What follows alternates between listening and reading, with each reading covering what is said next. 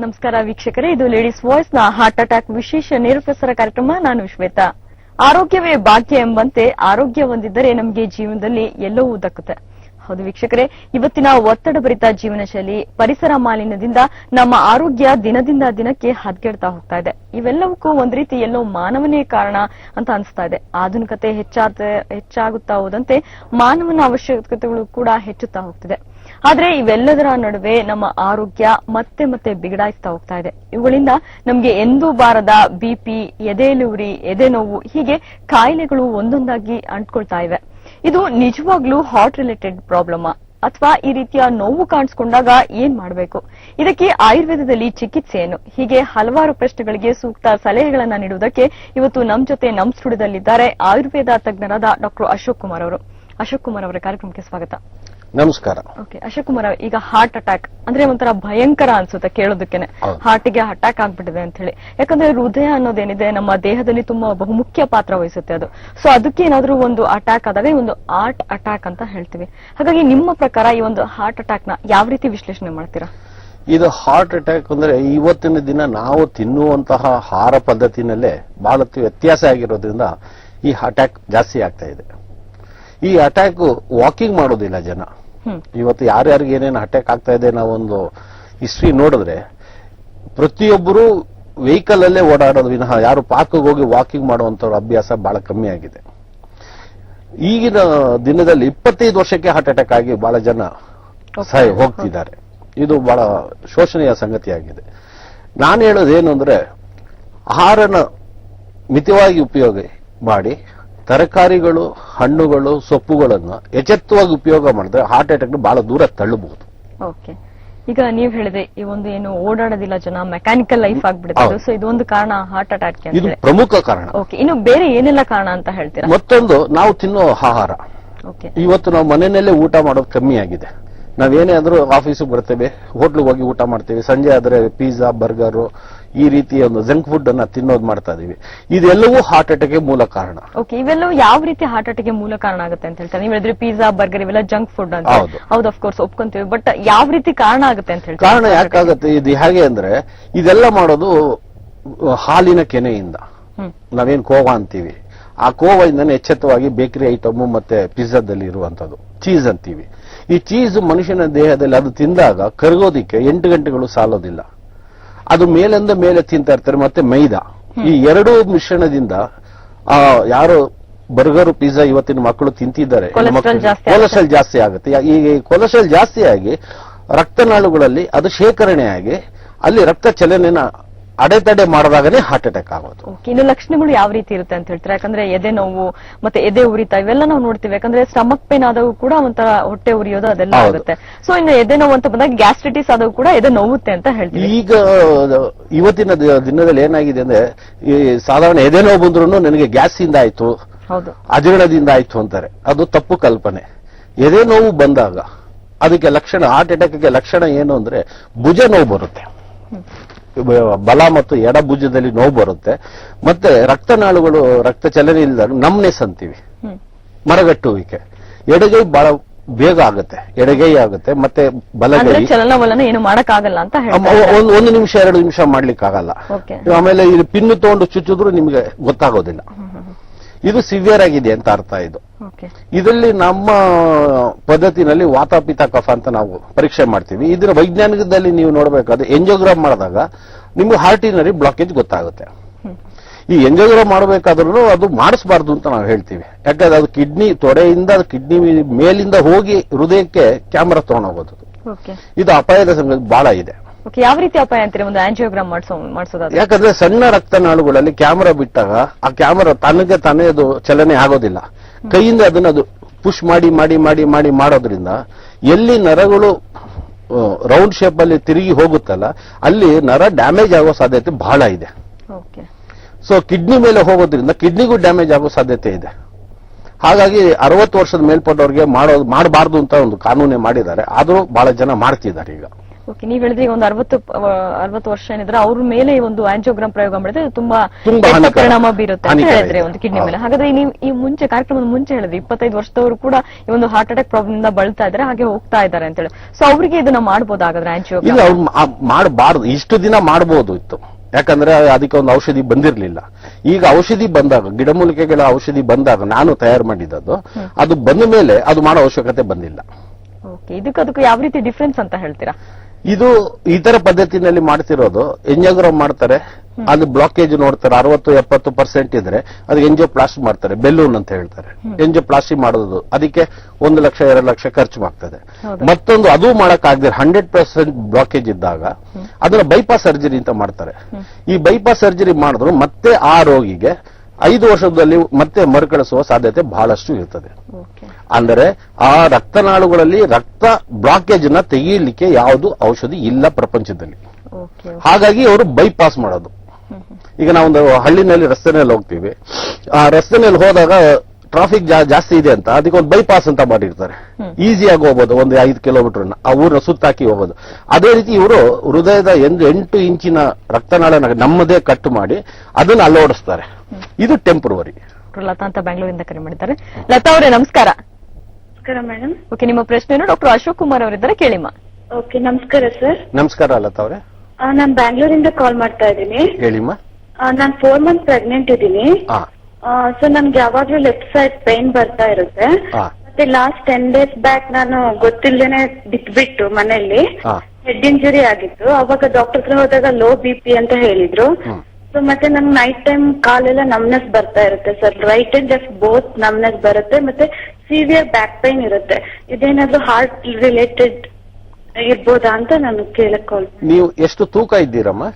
ನಾನೀಗ 46 ಇದ್ದೀನಿ sir. Okay, ನಿಮ್ಮ ಆಹಾರ ಪದ್ಧತಿ ಮಾಂಸಾಹಾರಿನ ಸಸ್ಯಾಹಾರಿನ? ಇಲ್ಲ, vegetarian. Before non veg, but ಈಗ 5 month ಇಂದ ವೆಜ್ ಅಲ್ಲಿ ಇದ್ದೀರಾ? ಎಸ್. ಇದು ನೀವು, ನನ್ನ ಅನಿಸಿಕೆ ಪ್ರಕಾರ ಇದು ಹಾರ್ಟ್ ಪ್ರಾಬ್ಲಮ್ ಅಲ್ಲ. ಓಕೆ. ಇದು ಒಂದು ರಕ್ತನಾಳದಲ್ಲಿ ರಕ್ತ ಚಲನೆ ಆಗ್ತಿಲ್ಲ ಅಷ್ಟೇ. ಅದು ಗಾಬರಿ ಪಡುವಂತ ವಿಚಾರ ಅಲ್ಲ. ಓಕೆ. ಕಾರ್ಯಕ್ರಮದ ಕೊನೆಯಲ್ಲಿ ನನ್ನ ನಂಬರ್ ಬರ್ತದೆ, ಅಡ್ರೆಸ್ ಬರ್ತದೆ, ಓಕೆ ಸರ್. ತಾವು ಬಂದು ನೋಡಿ. ಇದು ಸೂಕ್ಷ್ಮವಾಗಿ ಪರಿಗಣಿಸಬಹುದು. ಇದು ತಾಯಿ ಮತ್ತೆ ಮಗು ತಾಯಿ ಮತ್ತು ಮಗು ಎರಡನ್ನೂ ನಾವು ರಕ್ಷಣೆ ಮಾಡಬೇಕಾಗತ್ತೆ. ಅದು ಮಾಡಬಹುದು. ಇದಕ್ಕೆ ಹಾಲೋಪತಿಗೆ ದಯವಿಟ್ಟು ಹೋಗಬೇಡಿ. ಯಾಕೆಂದ್ರೆ ನೀವು ಗರ್ಭಿಣಿ ಆಗಿರುವಾಗ ಅದು ಸಿಂಥೆಟಿಕ್ ಕೆಮಿಕಲ್ ಟ್ಯಾಬ್ಲೆಟ್ ಇಂದ ತೊಂದರೆ ಆಗುವ ಸಾಧ್ಯತೆ ಜಾಸ್ತಿ ಇರ್ತದೆ. ಮಗುಗೆ, ನಿಮಗೆ ಗುಣ ಆಗ್ಬೋದು, ಮಗುಗೆ ತೊಂದರೆ ಆಗೋ ಸಾಧ್ಯತೆ ಇರ್ತದೆ. ಯಾವುದಕ್ಕೂ ನನ್ನೊಂದ್ಸಲಿ ಭೇಟಿಯಾಗಿ ಮತ್ತೆ ಮುಂದುವರಿಸಿ. ಓಕೆ ಲತಾ ಅವರೇ, ಕರೆ ಮಾಡಿದಕ್ಕಾಗಿ ಧನ್ಯವಾದಗಳು. ಇನ್ನು ಡಾಕ್ಟರ್ ಇವ್ರು ಹೇಳ್ತಾ ಇದ್ರು ನಮ್ನೆಸ್ ಆಗ್ತಾ ಇದೆ, ಕೈ ಜೋಮ್ ಹಿಡಿತಾ ಇದೆ ಅಂತ. ನೀವು ಕೂಡ ಹೇಳಿದ್ರಿ ನಮ್ನೆಸ್ ಆಗುತ್ತೆ, ಮತ್ತೆ ಒಂದು ಏನು ಚಲನವಲನ ಮಾಡಿದಾಗ್ಲಿ ಒಂದು ಪಿನ್ ಚುಚ್ಚಿದ್ರು ಕೂಡ ಒಂದು ಗಮನಕ್ಕೆ ಬರಲ್ಲ ಅವರಿಗೆ ಅಂತ ಹೇಳಿ. ಬೇರೆ ಎಲ್ಲ ಪ್ರಮುಖ ಲಕ್ಷಣಗಳು ಇರುತ್ತೆ ಅಂತ ಹೇಳ್ತಾರೆ ಒಂದು ಹಾರ್ಟ್ ಅಟ್ಯಾಕ್. ಈ ವಿಚಾರ ಒಂದು ಹೇಳ್ತೀನಿ. ಇವರು ಹೆಡ್ ಇಂಜುರಿ ಆಗಿ ಬಿದ್ದಿದೆ ಒಂದು, ಮತ್ತೊಂದು ಗರ್ಭಿಣಿ ಆಗಿದ್ದಾರೆ. ಇವರನ್ನ ಈಗ ಯಾವುದೇ ರೀತಿ ಎಂಜಿಯೋಗ್ರಾಮ್ ಮಾಡಬಾರ್ದು. ಮಾಡಿದ್ರೆ ತೊಂದರೆಗಳು ಜಾಸ್ತಿ ಇರ್ತದೆ. ಯಾವ ರೀತಿ ತೊಂದರೆ ಆಗುತ್ತೆ ಅಂತೀರಾ? ಈ ಗರ್ಭಿಣಿ ಆದ ಮಕ್ಕಳಿಗೆ, ಹೆಂಗಸಿಗೆ ಇದನ್ನ ನೀವು ಎಂಜಿಯೋಗ್ರಾಮ್ ಮಾಡಿದ್ರೆ ಗರ್ಭಕೋಶ ಮೇಲೆಲ್ಲ ಅದು ಪೈಪ್ ಓಡಾಡೋದ್ರಿಂದ ಮಗುಗೆ, ನಾಳೆ ಹುಟ್ಟೋ ಮಗುಗೆ ಹ್ಯಾಂಡಿಕ್ಯಾಪ್ ಆಗೋ ಸಾಧ್ಯತೆ ಇರ್ತದೆ. ಅದೇಗೆ ಹ್ಯಾಂಡಿಕ್ಯಾಪ್ ಆಗುತ್ತೆ ಅಂತ ಹೇಳಿದ್ರೆ ಆಂಜಿಯೋಗ್ರಾಮ್ ಮಾಡೋ ತಾಯಿಗಾದ್ರೆ ಮಗುಗೆ ಯಾವ ರೀತಿ? ತಾಯಿಯ ಹೊಟ್ಟೆನಲ್ಲಿ ಮಗು ಇರ್ತದೆ. ಆ ಮಗು ಹೊಟ್ಟೆನಲ್ಲಿ ಇದನ್ನ ಪುಷ್ ಮಾಡಿದಾಗ, ವೈರ್ನ ಪುಷ್ ಮಾಡಿದಾಗ ಎಳೆ ಅದು ಪೇಪರ್ಗಿಂತ ತೆಳು ಇರ್ತದೆ ಮಕ್ಕಳ ಚರ್ಮ, ಅದು ಉಜ್ಜಿ ಹೋಗುತ್ತೆ. ಗರ್ಭಕೋಶದಲ್ಲಿದ್ದರೂ ಅದು ಉಜ್ಜಿ ಹೋದಾಗ ಮತ್ತೆ ಅದು ವಾಪಸ್ ತೆಗಿಬೇಕಾದ್ರೆ ಆ ಫೋರ್ಸ್ ಇಂದ ಅದು ಡ್ಯಾಮೇಜ್ ಆಗೋ ಸಾಧ್ಯತೆ ತುಂಬಾ ಇದೆ. ಹಾಗಾದ್ರೆ ಅವರು ಮಾಡೋ ಡಾಕ್ಟರ್ಸ್ ಏನ್ ಮಾಡ್ತಾರೆ, ಅವರು ಮಗುಗೆ ಡೆಲಿವರಿ ಆದ ನಂತರ ನೋಡೋಣ ಅಂತ ಈಗ ಟ್ಯಾಬ್ಲೆಟ್ ಕೊಡ್ತಾರೆ. ಈಗ ಅವ್ರು ಮಾಡೋದಕ್ಕೆ ಹೋಗೋದಿಲ್ಲ. ಯಾರು ಬುದ್ಧಿವಂತ ಡಾಕ್ಟರ್ಸ್ ಯಾರು ಮಾಡ್ಲಿಕ್ಕೆ ಹೋಗಲ್ಲ. ಡೆಲಿವರಿ ಆದ ನಂತರ ಬೇಕಾದ್ರೆ ಮಾಡ್ತಾರೆ ಅವರು. ಅವಾಗ ಏನು ತೊಂದರೆ ಆಗಲ್ಲ? ಆಗ ಒಂದು ಜೀವಕ್ಕೆ ತೊಂದರೆ ಆಗುತ್ತೆ, 2ನೇ ಜೀವಕ್ಕೆ ತೊಂದರೆ ಆಗಲ್ಲ. ಇನ್ನು ಬೇರೆ ಎಲ್ಲ ಪ್ರಮುಖ ಲಕ್ಷಣಗಳೇನು? ಪ್ರಮುಖ ಲಕ್ಷಣ ಹೃದಯ ಪ್ರಾಬ್ಲಮ್, ಹಾರ್ಟ್ ಅಟ್ಯಾಕ್ ಆಗಿ ಸಿಂಟಮ್ಸ್ ಏನ್ ಹೇಳ್ತೀನಿ ಅಂದ್ರೆ, ನಾವು ನಿತ್ಯ ತಿಂದು ಮಲಗ್ತೀವಿ, ಬೆಳಿಗ್ಗೆ ಎದ್ದು ವಾಕಿಂಗ್ ಅರ್ಧ ಗಂಟೆ ಯಾರು ಮಾಡೋದಿಲ್ಲ. ಯಾವಾಗ ಮಾಡೋದಿಲ್ವೋ ಅವ್ರಿಗೆ ಏನಾಗುತ್ತೆ, ಶರೀರದಲ್ಲಿ ಕೊಲೆಸ್ಟ್ರಾಲ್ ಉತ್ಪತ್ತಿ ಆಗುತ್ತೆ. ಆ ಉತ್ಪತ್ತಿ ಶರೀರದಲ್ಲೂ ಆಗುತ್ತೆ, ಮತ್ತೆ ತಿನ್ನೋದ್ರಿಂದನೂ ಆಗುತ್ತೆ. ಪ್ಲಸ್ ಇಂಟು ಪ್ಲಸ್ ಆಗಿರುತ್ತೆ ಇವ್ರಿಗೆ. ಪ್ಲಸ್ ಆದಾಗ ಫಸ್ಟ್ ಭುಜ ನೋವು ಕಾಣಿಸ್ತದೆ. ಭುಜ ನೋವು ಕಾಣಿಸಿ ಮತ್ತೆ ಬೆನ್ನ ಹಿಂದೆ ಮಧ್ಯಭಾಗದಲ್ಲಿ L6 L7 ಅಲ್ಲಿ ಸ್ಪೈನಲ್ ಕಾರ್ಡ್ ಮಧ್ಯದಲ್ಲಿ ಶೂಟಿಂಗ್ ಪೈನ್ ಶುರು ಆಗುತ್ತೆ. ಕೆಲವರಿಗೆ ಪೈನು ಆಗೋದಿಲ್ಲ, ಅದಾಗುತ್ತೆ. ಅದಾದ ನಂತರ ಈಗ ಲೋ ಬಿ ಪಿ ಅಂತ ಹೇಳಿದ್ರು. ಈ ಲೋ ಬಿ ಪಿ ಇದ್ದವರಿಗೆ ತಲೆ ಸುತ್ತು ಬಂದು ಕೈಯಲ್ಲಿ ಬೆವರಾಗ್ತದೆ. ಹೈ ಬಿ ಪಿ ಇದ್ದವ್ರಿಗೂ ಅದೇ ಸಿಂಟಮ್ಸ್ ಬರುತ್ತೆ ಕೆಲವರಿಗೆ. ಸೊ ಅವರು ಲೋ ಬಿ ಪಿ ಇದ್ದವರು ನಿಂಬೆ ಹಣ್ಣು ರಸ ವಿತ್ ಸಾಲ್ಟ್ ಅಲ್ಲಿ ಕುಡಿದ್ರೆ ಲೋ ಬಿ ಪಿ ಹೈ ಆಗುತ್ತೆ. ಹೈ ಬಿ ಪಿ ಅವರು ಔಷಧಿ ತಗೊಂಡ್ರೆ ಅದು ಕಮ್ಮಿ ಆಗುತ್ತೆ. ಇವತ್ತು ಬಿಪಿ ನಲ್ಲಿ ಏನಾಗ್ತಾ ಇದೆ ಅಂದ್ರೆ ಎಲ್ಲರೂ ಬಿಪಿ ಮಾತ್ರ ಒಂದು ಸಲ ಶುರು ಮಾಡಿದ್ರೆ ಜೀವನ ಪರ್ಯಂತ ತಗೋಬೇಕು, ಅದು ತಪ್ಪು. ನನ್ನ ರಿಸರ್ಚ್ ಪ್ರಕಾರ ಅದು ತಪ್ಪು. ನಮ್ಮ ಔಷಧಿ ಸೇವನೆ ಮಾಡಿ ಎಲ್ಲ ಬಿಡಬಹುದು. ನಿಮ್ಮ ಔಷಧಿ ಆದ್ರೆ ಜೀವನ ಪರ್ಯಂತ ತಗೊಳ್ಳೋ ಹಾಗಿಲ್ಲ ಅಂತ ಹೇಳ್ತಾರೆ. ಬೇಡವೇ ಬೇಡ. 6 ತಿಂಗಳು ನಮ್ಮ ಔಷಧಿ ಕುಡಿದ್ರೆ ಬಿಪಿ ಟ್ಯಾಬ್ಲೆಟ್ ಬೇಕಿಲ್ಲ. ಪಕ್ಕ 100% ಹೇಳ್ತೀರಾ ನೀವು. 6 ತಿಂಗಳಾದ್ಮೇಲೆ ನಂತರ 6 ತಿಂಗಳು ನಾನು ಹೇಳೋದು 6 ತಿಂಗಳು ನನ್ನ ಔಷಧಿ ಕುಡಿದು ನಂತರ ಅವರು ಯಾವ ಪ್ರಪಂಚದ ಯಾವುದೇ ದೊಡ್ಡ ಆಸ್ಪತ್ರೆ ಎಲ್ಲಿ ಬೇಕಾದ್ರೂ ಚೆಕ್ ಮಾಡಿಸುವ ಬಿಪಿ ನಾರ್ಮಲ್ ಇರ್ತದೆ. ಓಕೆ, ಈಗ ಶಂಕರ್ ಅಂತ ಬೆಂಗಳೂರಿಂದ ಕರೆ ಮಾಡಿದ್ದಾರೆ. ಶಂಕರ್ ಅವರೇ ನಮಸ್ಕಾರ. ನಮಸ್ಕಾರ ಮೇಡಮ್. ಸ್ವಲ್ಪ ನಮ್ಗೆ ಓಕೆ, ಹೇಳಿ ನಿಮ್ಮ ಪ್ರಶ್ನೆಯನ್ನು ಡಾಕ್ಟರ್ ಅಶೋಕ್ ಕುಮಾರ್ ಇರುತ್ತಾರೆ, ಕೇಳಿ. ಸರ್ ನಮಸ್ಕಾರ. ನಮಸ್ಕಾರ, ಹೇಳಿ ಸರ್. ಸರ್ ನಮ್ಗೆ ಈ ರೈಟ್ ಸೈಡ್ ಸ್ವಲ್ಪ ಚೆಸ್ಟ್ ಪೇನ್ ಬರುತ್ತೆ, ಉಸಿರಾಡ ಸ್ವಲ್ಪ ಪ್ರಾಬ್ಲಮ್ ಆದಂಗ ಆಗುತ್ತೆ. ಈ ಕೊಲೆಸ್ಟ್ರಾಲ್ ಇದೆ ಅಂತ ಹೇಳಿ ಡಾಕ್ಟರ್ ಹೇಳಿದ್ರು. ಈ ಕೊಲೆಸ್ಟ್ರಾಲ್ ಪ್ರಾಬ್ಲಮ್ ಹಾರ್ಟ್ ಪ್ರಾಬ್ಲಮ್ ಅಂತ ಅದಕ್ಕೆ ಕನ್ಫರ್ಮ್ ಮಾಡ್ಕೊಳಕ್ ಸರ್ ಅಷ್ಟೇ. ಇದೆರಡೂ ಇದೆ ನಿಮಗೆ. ಒಂದು ಕೊಲೆಸ್ಟ್ರಾಲ್ ಜಾಸ್ತಿ ಆಗಿರೋದಕ್ಕೆ ನಿಮಗೆ ಹಾರ್ಟ್ ಪ್ರಾಬ್ಲಮ್ ಬರ್ತಾ ಇರೋದು. ಅಂದ್ರೆ ಪೇನ್ ಸಿಕ್ಕಾಪಟ್ಟೆ ಪೇನ್ ಬರುತ್ತೆ. ಒಂದೊಂದು ನಾಷ್ಟ ಊಟ ಆದಾಗ ಮಾತ್ರ ಪೇನ್ ಬರುತ್ತೆ ಜಾಸ್ತಿ. ಹೌದು ಸರ್. ಆಮೇಲೆ ನೀವು ಮಧ್ಯಾಹ್ನದೊತ್ತು ಹೊಟ್ಟೆ ತುಂಬಾ ಊಟ ಮಾಡಿ ನಡೆದ್ರೂ ನೋವು ಬರುವ ಸಾಧ್ಯತೆ ಇದೆ. ಹೌದು ಸ್ವಲ್ಪ ಅಂದ್ರೆ ಈ ಲೈಟ್ ಆಗಿ ನಡೆದ್ರೆ ವಾಕ್ ಮಾಡಿದ್ರೆ ನೋವು ಬರಲ್ಲ ಸರ್. ನನಗೆ ಊಟ ಮಾಡಿದ ತಕ್ಷಣ ಉಸಿರಾಟಕ್ಕೆ ಪೇನ್ ಆಗುತ್ತೆ, ಬೇರೆ ಟೈಮಿಗೆ ಏನೂ ಆಗಲ್ಲ ಸರ್. ನೀವು 100ಕ್ಕೆ 100 ಹೃದಯ ತೊಂದರೆದಲ್ಲಿ ಇದ್ದೀರಾ, ಗಾಬರಿ ಪಡುವಂತ ವಿಚಾರ ಅಲ್ಲ. ನನ್ನಲ್ಲಿ ಬಂದು ಔಷಧಿ ಸೇವನೆ ಮಾಡಿ ಸಂಪೂರ್ಣವಾಗಿ ಗುಣ ಆಗ್ತೀರಾ. ಹೌದು ಸರ್. ಆಮೇಲೆ ನೀವು ಜೀವನ ಪರ್ಯಂತ ನಿಮಗೆ ಹಾರ್ಟ್ ಪ್ರಾಬ್ಲಮ್ ಬರೋದಿಲ್ಲ. ಓಕೆ ಶಂಕರ್ ಅವರೇ, ಕರೆ ಮಾಡಿದಕ್ಕಾಗಿ ಧನ್ಯವಾದಗಳು. ಇನ್ನು ಡಾಕ್ಟರ್ ನೀವು ಹೇಳ್ತಾ ಇದ್ರಿ ಒಂದು ಮೆಕ್ಯಾನಿಕಲ್ ಲೈಫ್ ಆಗಿರೋದು, ಪಿಜ್ಜಾ ಬರ್ಗರ್ ಇದು ಕೂಡ ಎಲ್ಲ ಪ್ರಮುಖ ಕಾರಣ ಆಗುತ್ತೆ ಅಂತ ಹೇಳಿ. ಈ ಒಂದು ಕೊಲೆಸ್ಟ್ರಾಲ್ ಜಾಸ್ತಿ ಆಗೋದ್ರಿಂದ ಅಂದ್ರೆ ಹೃದಯದ ಯಾವ ಭಾಗದಲ್ಲಿ ಒತ್ತಡ ಜಾಸ್ತಿ ಆಗಿ ಒಂದು ಹಾರ್ಟ್ ಅಟ್ಯಾಕ್ ಆಗುತ್ತೆ ಅಂತ ಹೇಳ್ತೀರಾ?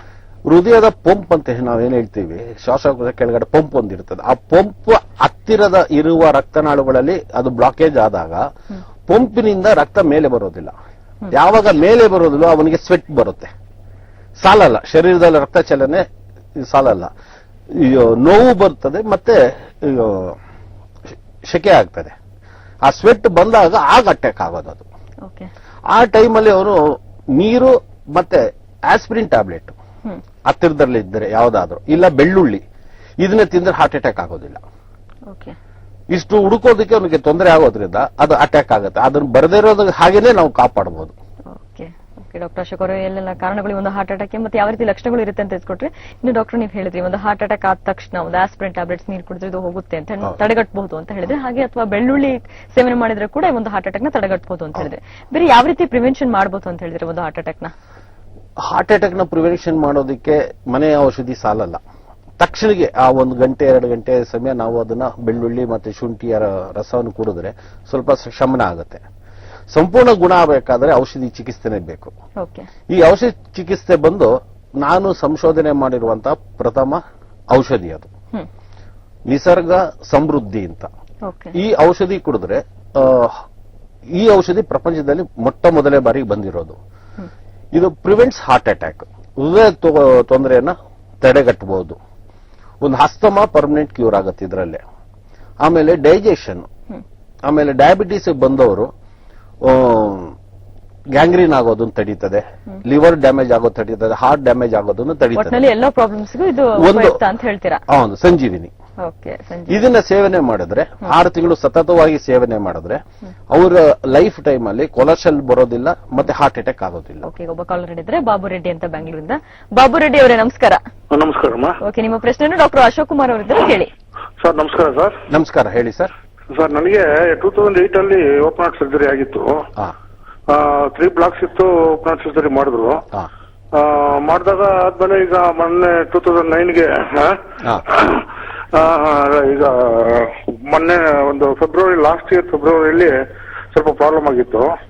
ಅದೇ ಒಂದು ಊಟ ಮಾಡ್ಬಿಟ್ಟು ಇದಕ್ ಬಂದಾಗ ಸ್ವಲ್ಪ ಸ್ಟ್ರೆಸ್ ಜಾಸ್ತಿ ಆಗಾಯ್ತು. ಹಾಸ್ಪಿಟಲ್ಗೆ ಹೋದಾಗ ಅವರು ನಿಮ್ಗೆ ಎಲ್ಲ ಇದು ಮತ್ತೆ ಆಂಜಿಯೋಗ್ರಾಮ್ ಮಾಡಿದ್ರೆ ಪೂರ್ತಿ ಎಲ್ಲ ಸರಿ ಇದೆ, ನಿಮ್ಗೆ ವಾಲ್ಸ್ ಎಲ್ಲ ಚೆನ್ನಾಗಿದೆ, ಪಂಪಿಂಗ್ ಹಾರ್ಟ್ ರೇಟ್ ಪಂಪಿಂಗ್ ಕಮ್ಮಿ ಆಗಿದೆ ಅಂತ ಹೇಳ್ತಾರೆ ಸರ್.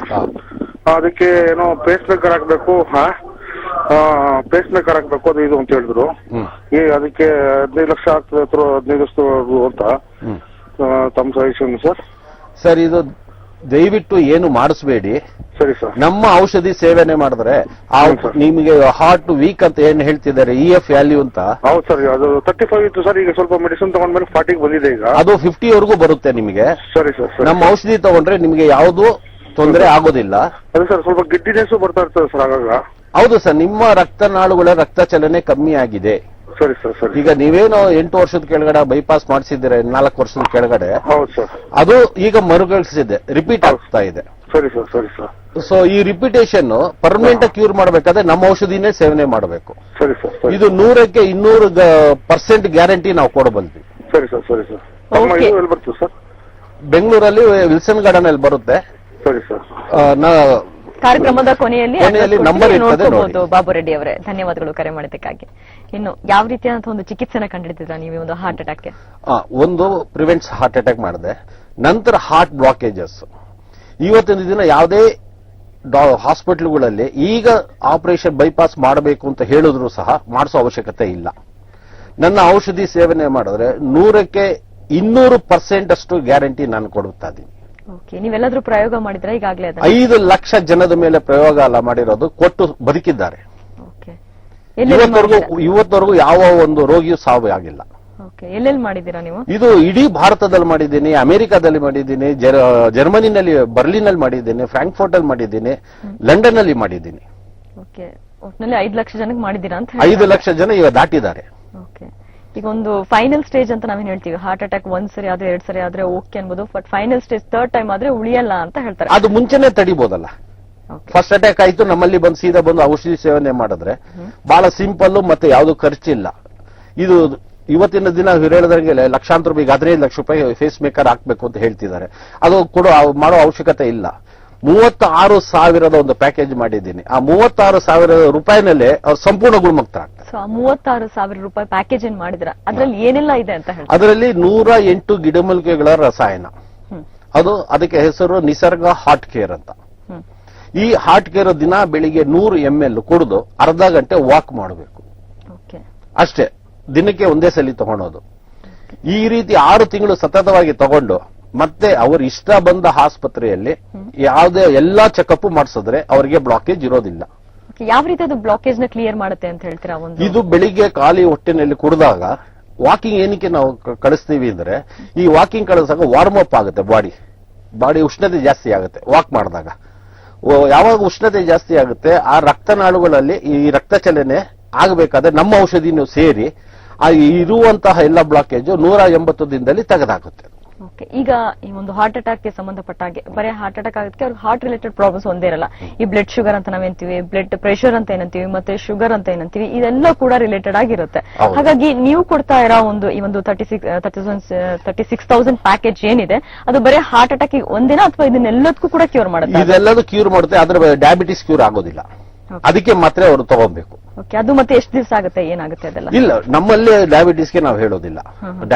ಡಯಾಬಿಟಿಸ್ಗೆ ಮಾತ್ರ ಅವ್ರು ಏನು ತಗೋತಿರ್ತಾರೆ ಅದನ್ನೇ ಕಂಟಿನ್ಯೂ ಮಾಡಬೇಕು.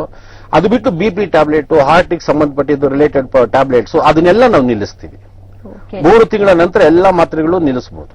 ಈಗ ನಿಮ್ಮ ಒಂದು ಆಯುರ್ವೇದ ಚಿಕಿತ್ಸೆ ಅಂದ್ರೆ ಈ ಒಂದು ಏನ್ ಹೇಳಿದ್ರೆ ನೀವು 108 ಗಿಡಮೂಲಿಕೆಗಳದ್ದು ಒಂದು ಪ್ಯಾಕೇಜ್ ಮಾಡಿದ್ರ ಅಂತ, ಅದು ತಗೊಳ್ತಾ ಜೊತೆಗೆ ಈಗ ಅವರು ಲೋ BP ಇದ್ದವರಿಗೆ ಮಾತ್ರೆ ಕೂಡ ಕೊಟ್ಟಿರ್ತಾರೆ, ಹೈ BP ಇದ್ದವರು ಕೂಡ ಮಾತ್ರೆ ತಗೋತಾ ಇರ್ತಾರೆ ಅಲೋಪತಿದು. ಸೊ ಅದು ಏನು ಅವಾಗ ಡಿಸ್ಟರ್ಬೆನ್ಸ್ ಆಗಲ್ಲ ಎರಡರ ನಡುವೆ? ಇಲ್ಲ, ಇದು ಗಿಡಮೂಲಿಕೆಗಳಿಂದ ಮಾಡಿದಾಗ ಈ ಔಷಧಿನಲ್ಲಿ ಒಂದು ಮೆಟಲ್ ಇಲ್ಲ, ಕೆಮಿಕಲ್ ಇಲ್ಲ, ಸ್ಟಿರಾಯ್ಡ್ ಇಲ್ಲ. ಅಲ್ಲ, ಬಟ್ ಅವ್ರು ಲೋ BP ಅಥವಾ ಹೈ BP ಗೆ ಮಾತ್ರ ತಗೋತಾ ಇದ್ರೆ ಇನ್ ಕೇಸ್ ಅದನ್ನೆಲ್ಲ ನಿಲ್ಲಿಸ್ತೀವಿ ನಾವು. 1 ತಿಂಗಳ ನಂತರ 1 ತಿಂಗಳು ನಮ್ಮ ಔಷಧಿ ಜೊತೆ ಸೇವನೆ ಮಾಡಿ ನಂತರ ಅದನ್ನೆಲ್ಲ ನಿಲ್ಲಿಸ್ತೀವಿ. ಹಾಗಾದ್ರೆ ನಿಮ್ಮ ಒಂದು ಔಷಧಿ ತಗೊಳ್ಳುವಾಗ ಅವ್ರು ಬೇರೆ ಯಾವುದೇ ರೀತಿಯ ಮಾತ್ರೆ ಸೇವನೆ ಮಾಡಬಾರ್ದು? ಅಲ್ಲ, ಮಾಡಬಹುದು, ಏನ್ ಬೇಕಾದ್ರೂ ಮಾಡಬಹುದು. ಆದ್ರೆ ನಾವು ಮಾಡೋದು ಬೇಡ ಅಂತ ನಾವು ಹೇಳ್ತೀವಿ. ಯಾಕಂದ್ರೆ ಪ್ರಯೋಜನ ಇರಲ್ಲ. ಈ ಕೆಮಿಕಲ್ ಟ್ಯಾಬ್ಲೆಟ್, ಸಿಂಥೆಟಿಕ್ ಕೆಮಿಕಲ್ ಇಂದ ಟ್ಯಾಬ್ಲೆಟ್ ಮಾಡಿರೋದು ಕೇವಲ 2 ಗಂಟೆಯಿಂದ 4 ಗಂಟೆವರೆಗೂ ಅದಕ್ಕೆ ಪವರ್ ಇರ್ತದೆ. ಅದು ಕಿಡ್ನಿ ಮೇಲೆ ಪರಿಣಾಮ ಬೀಳ್ತಾ ಇರ್ತದೆ. ಹಾಗಾಗಿ ಅದು ಬೇಡ ಅಂತ ನಾವು ಹೇಳ್ತೀವಿ. ಅದು ಏನ್ ಕೆಲಸ ಮಾಡುತ್ತೆ ಅದಕ್ಕೆ 10ರಷ್ಟು ನಮ್ಮ ಔಷಧಿ ಕೆಲಸ ಮಾಡ್ತಾ ಇದೆ. ಓಕೆ. ಯಾವುದೂ ಸೈಡ್ ಎಫೆಕ್ಟ್ ಇಲ್ದಿರ. ಇದಕ್ಕೆ 100ಕ್ಕೆ 200% ಗ್ಯಾರಂಟಿ ಅಂತ ನಮ್ಮ ಸಂಸ್ಥೆಯಿಂದ ನಾವು ಹೇಳ್ತಾ ಬರ್ತಾ ಇದ್ದೀವಿ, ತೋರಿಸಿದ್ದೀವಿ ಜನಕ್ಕೆ. Okay okay. ಇನ್ನು ಎಷ್ಟು ದಿವಸ ತಗೋಬೇಕು ಅಂತ ಹೇಳ್ತೀರಾ ಈ ಒಂದು ಆಯುರ್ವೇದ ಚಿಕಿತ್ಸೆ? ಏನಿಲ್ಲ, 6 ತಿಂಗಳು ಮಾತ್ರ ತಗೊಂಡ್ರೆ ಸಾಕು. ಈ 6 ತಿಂಗಳಲ್ಲಿ ಸಂಪೂರ್ಣ ಗುಣ ಆಗ್ತದೆ. ಮತ್ತೆ ಒಂದು 6 ತಿಂಗಳು ಆಂಜಿಯೋಪ್ಲಾಸ್ಟಿ, ಆಂಜಿಯೋಗ್ರಾಮ್, ಪೇಸ್ ಮೇಕರ್, ವಾಲ್ವ್ ಅಲ್ಲಿ ತೊಂದರೆ ಇದ್ರೆ ಅದಕ್ಕೆ ನಾವು ಹೇಳೋದೇನಂದ್ರೆ you name it will get it ಅಂತೀವಿ. ಹೃದಯ ತೊಂದರೆ ಏನಿದೆ ಅಂತ ಹೇಳಿ ಎಲ್ಲಾ ರೀತಿಯ ಹೃದಯ ತೊಂದರೆನೂ ಇದು ಸಂಪೂರ್ಣವಾಗಿ ಗುಣಪಡಿಸುತ್ತೆ. ಆಮೇಲೆ 6 ತಿಂಗಳು ಮೇಂಟೆನೆನ್ಸ್ಗೆ ಸಮೃದ್ಧಿನ ಕೊಡ್ತೀವಿ. ನಂತರ ಅವರಿಗೆ ಯಾವ ಔಷಧಿ ಬೇಡ, ಮಾತ್ರೆ ಬೇಡ, ಇಂಜೆಕ್ಷನ್ ಬೇಡ, ಲಕ್ಷಾಂತರ ರೂಪಾಯಿ ಖರ್ಚಿರಲ್ಲ. ಮುಂಚೆ ಯಾವ ರೀತಿ ಇದ್ದು, ಯಾವ ಒಬ್ಬ ರೋಗಿಗೆ 50 ವರ್ಷದಲ್ಲಿ ಹಾರ್ಟ್ ಅಟ್ಯಾಕ್ ಆಗಿತ್ತು, ಅವನು ನಮ್ಮ ಔಷಧಿ ಕುಡಿದ್ರೆ ಅವನು 45 ವರ್ಷದಲ್ಲಿ ಹೇಗಿದ್ದ ಹಾಗೆ ಅವನು ಜೀವನ ಸಾಗಿಸಬಹುದು. ಜೀವನದಲ್ಲಿ ಯಾವುದೂ ತೊಂದರೆ ಬರೋದಿಲ್ಲ, ಎಲ್ಲ ಕೆಲಸ ಮಾಡಬಹುದು. ಈ ಬೈಪಾಸ್ ಮಾಡಿದವರಿಗೆ ಆ ಕೆಲಸ ಮಾಡಬಾರ್ದು, ಬೆಡ್ ರೆಸ್ಟ್ ಮಾಡಬೇಕು ಅಂತ ನಮ್ಮಲ್ಲಿ ಯಾವುದೂ ಇಲ್ಲ ಆ ತರದ್ದು. ದಿನನಿತ್ಯದ ಕೆಲಸ ಮಾಡ್ತಾ ಹೋಗ್ಬೋದು. ಓಕೆ ಡಾಕ್ಟರ್ ಅಶೋಕುಮಾರ್, ಈ ಒಂದು ಕಾರ್ಯಕ್ರಮಕ್ಕೆ ಬಂದು ಹಾರ್ಟ್ ಅಟ್ಯಾಕ್ ಇಂತ ಒಂದು ದೊಡ್ಡ ಒಂದು ಏನು ಚಿಕಿತ್ಸೆಯನ್ನ ಕಂಡುಹಿಡಿದಿದ್ರ, ಹಾಗೆ ಜನರ ದುಡ್ಡು ಕೂಡ ಉಳಿಯುತ್ತೆ, ಸಮಯ ಕೂಡ ಉಳಿಯುತ್ತೆ, ಅವರ ಆಫೀಸ್ಗೂ ಕೂಡ ಹೋಗ್ಬೋದು ಅಂತ ತಿಳ್ಕೊಡ್ತೀರಾ. ನಿಮ್ಗೆ ಧನ್ಯವಾದಗಳು. ನಮಸ್ಕಾರ. ಇನ್ನು ಡಾಕ್ಟರ್ ಅಶೋಕ್ ಕುಮಾರ್ ಅವರನ್ನ ಸಂಪರ್ಕಿಸಬೇಕಾದ್ರೆ ನಮ್ಮ ಟಿವಿ ಸ್ಕ್ರೀನ್ ಮೇಲೆ ಈ ಒಂದು ಅವರನ್ನ ಕ್ಲಿನಿಕ್ ನಂಬರ್ ಆಗಿರ್ಬೋದು, ಕ್ಲಿನಿಕ್ ಅಡ್ರೆಸ್ ಆಗಿರ್ಬೋದು, ಅದು ಕೂಡ ಹೋಗ್ತಾ ಇದೆ. ನೀವು ಡಾಕ್ಟರ್ ಅಶೋಕ್ ಕುಮಾರ್ ಅವರನ್ನ ಸಂಪರ್ಕಿಸಬಹುದು ಅಂತ ಹೇಳ್ತಾ ಈ ಒಂದು ಕಾರ್ಯಕ್ರಮವನ್ನು ಮುಗಿಸ್ತಾ ಇದ್ದೀನಿ. ನೈಜ ಸುದ್ದಿಗಾಗಿ ನೋಡ್ತಾ ಇರಿ ಸಮಯ ನ್ಯೂಸ್.